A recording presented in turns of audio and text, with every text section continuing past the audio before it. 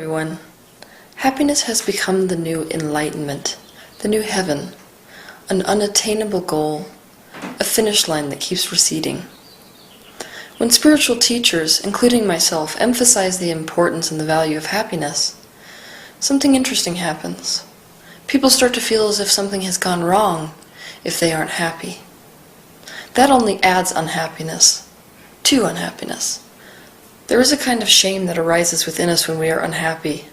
This is especially painful when we identify with being unhappy. Some of us don't have any idea what happiness really is because we have never felt it. We feel the very worst about ourselves because we can't seem to get life right and be happy like other people can. We begin to feel like we are karmically destined to suffer.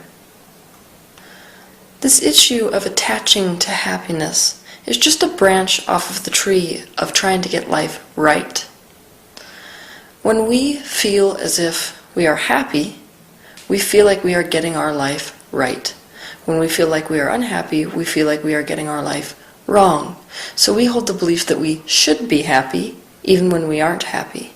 That compounds unhappiness. It perpetuates it. When we think that we should be happy when we're not happy, we start to resist our negative emotions. We feel bad about them. I've said it 1,000,000 times before, and I'm saying it again. Whatever we resist persists. So in thinking that we should be happy, in pushing against our negative emotions, we stay stuck in those negative emotions.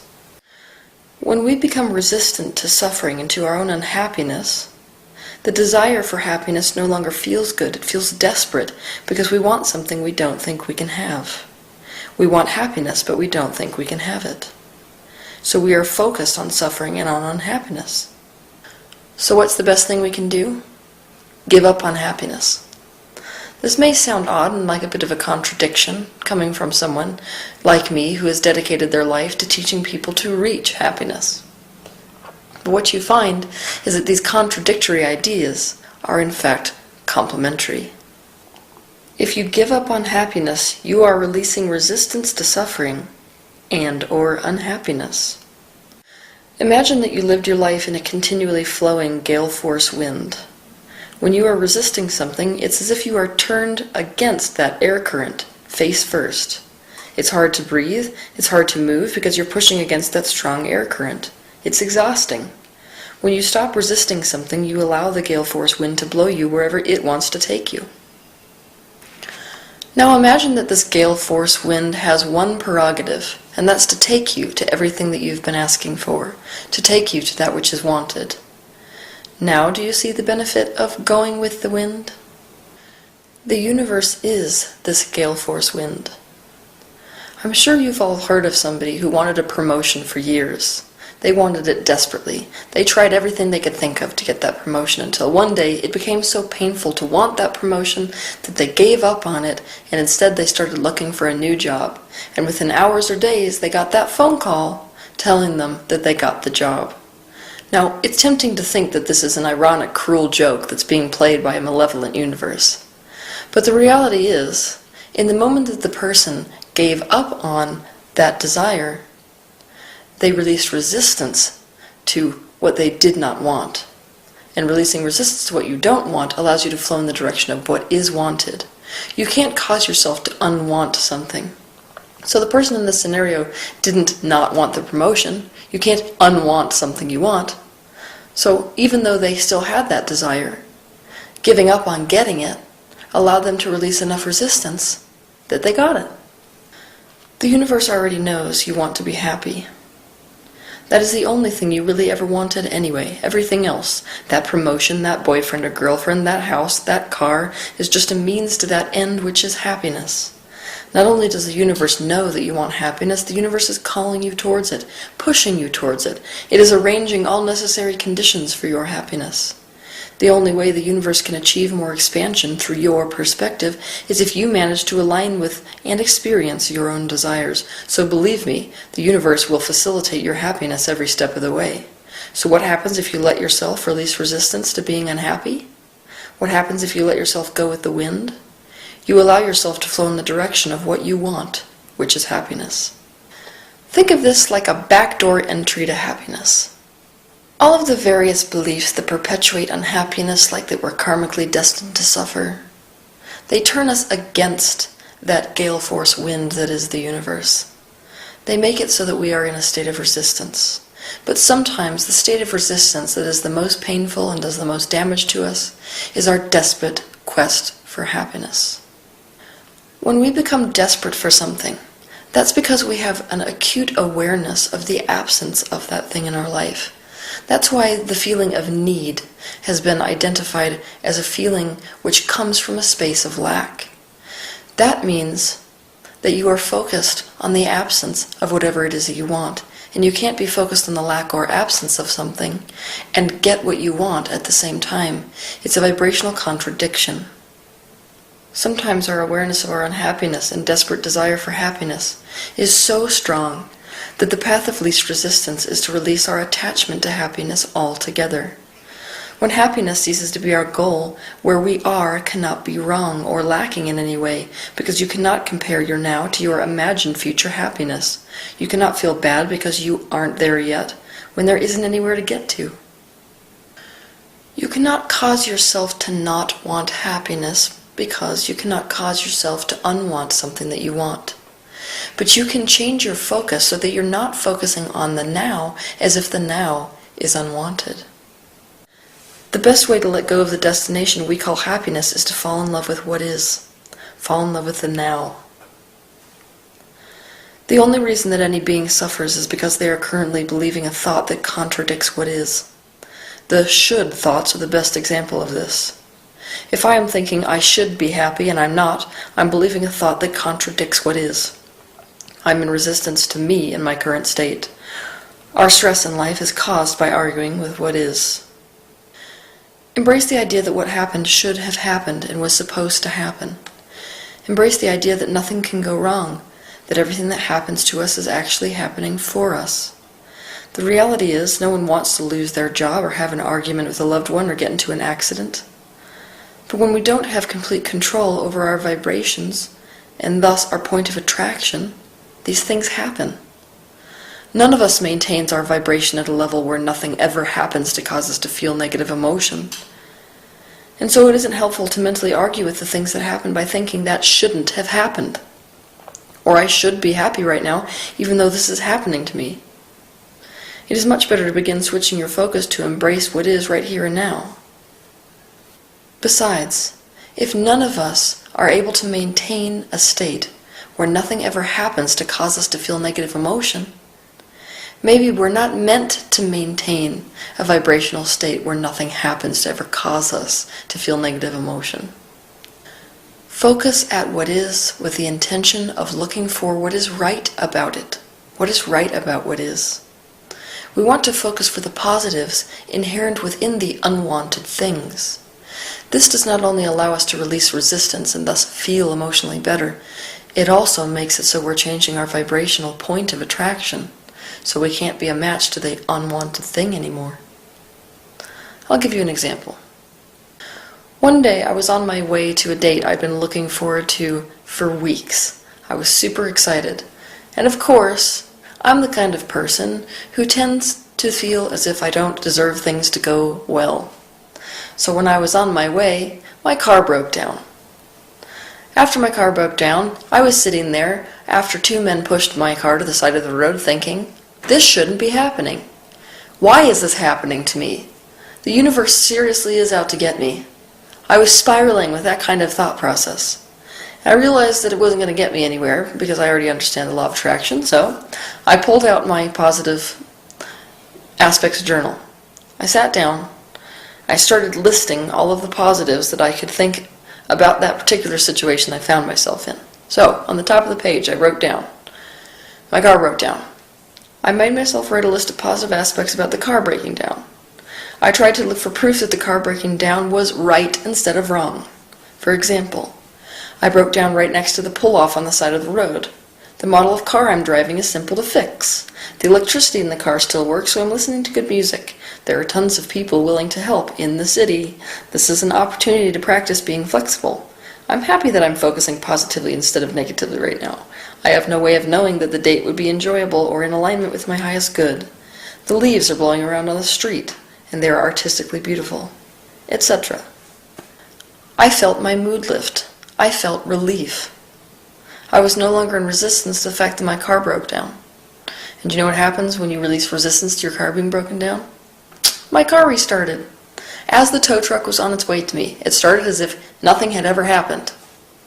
We can take this one step further when we have developed resistance to being unhappy because we want happiness so badly by looking for positives about being unhappy. Find approval for unhappiness. Start to look at being unhappy as if something has gone right. How is it right for me to be unhappy? I'll give you some examples. I suffered a big disappointment. Anyone in my position would feel this way or worse. Being unhappy causes me to know strongly what I don't want and thus strongly what I do want. Strong desires equal big expansion. It gives me clarity on my preferences. I am facilitating universal expansion by allowing the universe to know through my eyes what it is not. If we only experience happiness, we don't know what happiness is. Experiencing unhappiness leads us to self-exploration and self-discovery and introspection.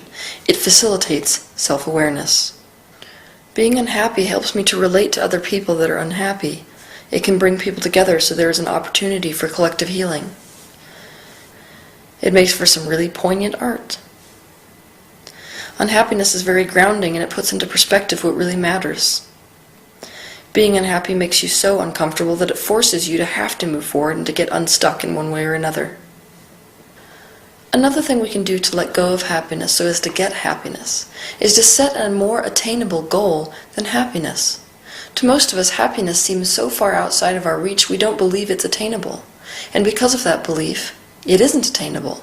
So what we need to do is to find something which seems more attainable that is on the way to happiness, but is not all the way there. It is up to you to decide what feels like an attainable desire for you. One example of a more attainable desire is 3 moments of contentment per day. Another example of a more attainable desire is a feeling of fulfillment at least one time each day. Once you set your attainable goal, you can facilitate it on a daily basis. You will find that reaching this particular goal is a lot easier than trying to strive for happiness.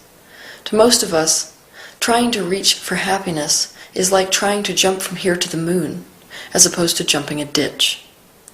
So what you want to do is set little goals, little ditches on the way to the moon, instead of force yourself to jump all that way.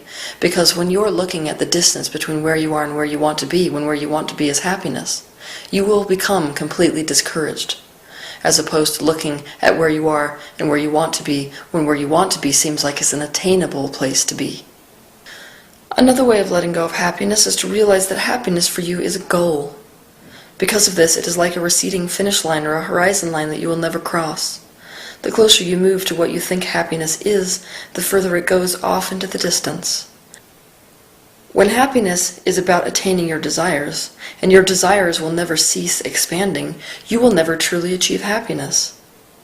Sometimes realizing that you will never achieve the goal of happiness helps you to stop chasing it in the distance and find a contentment with where you are.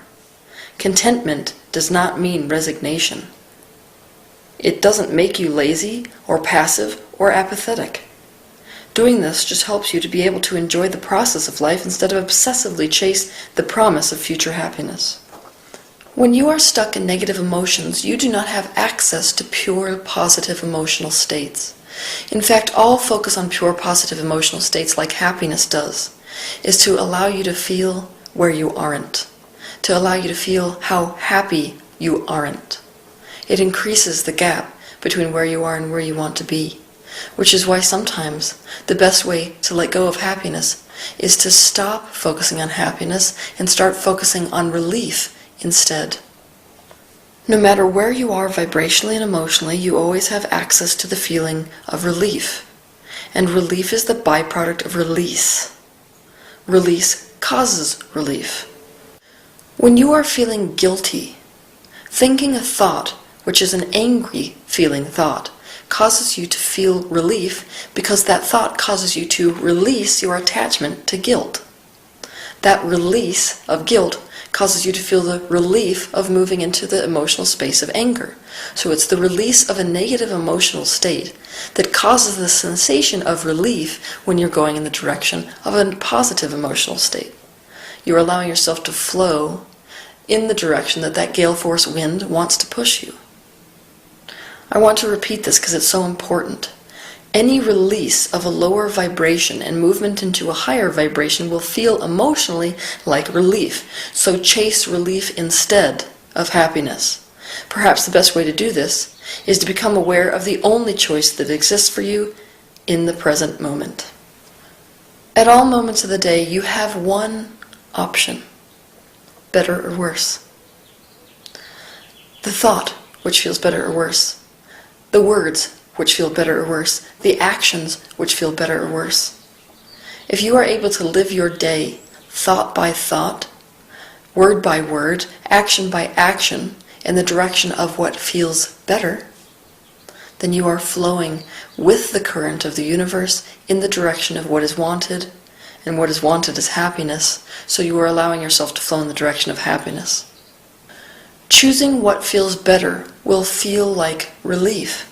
Choosing what feels worse will feel like stress. So live your life not according to happiness, but according to what feels better. Thoughts are what cause us to feel unhappy, and a thought is powerless and painless until we believe it. Have mercy for your thoughts. Meet them with understanding. They are not out to get you. They are not hell-bent on hurting you.